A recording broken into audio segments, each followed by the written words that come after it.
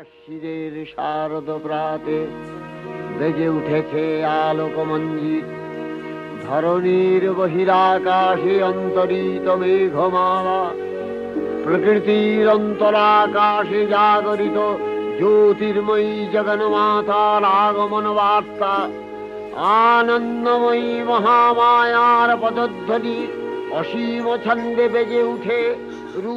শিল্পীরা যখন একদিকে নিঃশব্দে তাদের নিপুণ হাতে প্রতিমা তৈরির কাজ করে চলেছেন, ঠিক অন্যদিকে গোটা শহর অতি উৎসাহে অপেক্ষা করছে দেবীর আগমনের।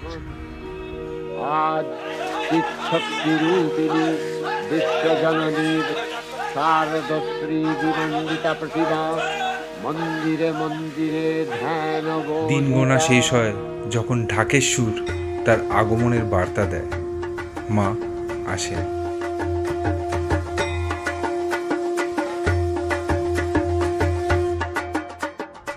মায়ের আগমনে সেজে ওঠে গোটা শহর, গ্রাম, পাড়া, রাস্তাঘাট ঝলমল করে ওঠে আলোর রশনাইতে।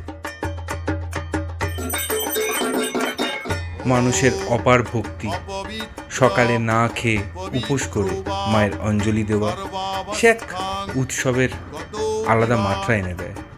মনে করায় মা তুমি অসীম।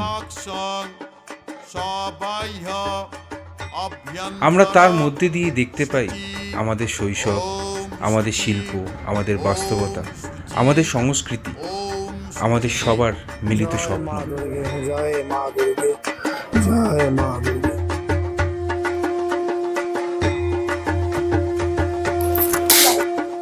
এই কটা দিন সকাল শুরুই হয় ঢাকের আওয়াজে।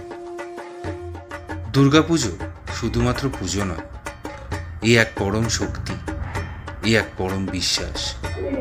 শুধু আচার অনুষ্ঠান নয়, এই উৎসব মানুষের উৎসব, ঐক্যবদ্ধ হওয়ার উৎসব। ওম হ্রিং শ্রীং ব্রহ্মাণ্যই নমঃ, ওম হ্রিং শ্রীং রুদ্রই নমঃ, ওম হ্রিং শ্রীং গৌর্যই নমঃ, ওম হ্রিং শ্রীং ইন্দ্রাণ্যই নমঃ, ওম হ্রিং শ্রীং উমান্যই নমঃ, ওম হ্রিং শ্রীং বৈষ্ণব্যই নমঃ, ওম হ্রিং শ্রীং নারসিংহায় নমঃ, ওম হ্রিং শ্রীং কালিকায় নমঃ, ওম হ্রিং শ্রীং চামুণ্ডায় নমঃ, ওম হ্রিং শ্রীং জীবদূতায়। চারদিকে আলো ঝলমল করে ওঠে, রাস্তাঘাটে মানুষের ঢল নামে। চারদিকে রঙিন পোশাক, রকমারি খাবারের গন্ধে মন মেতে ওঠে।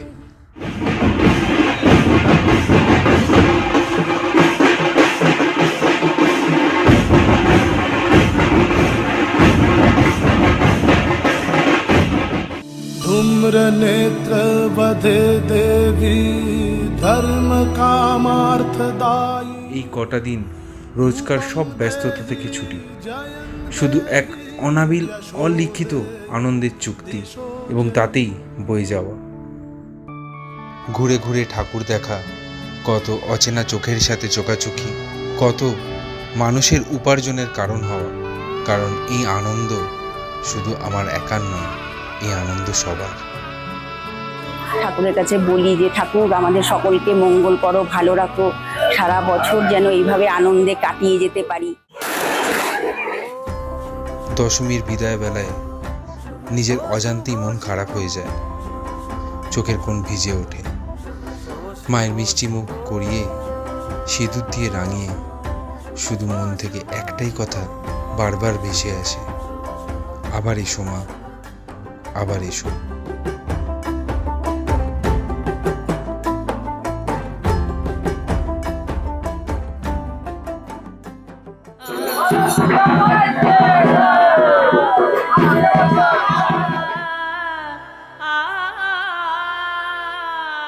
মা তুমি অসীম, তুমি অসীম শক্তির উৎস। মা, তোমার কৃপা পেয়ে আমরা সত্যিই ধন্য।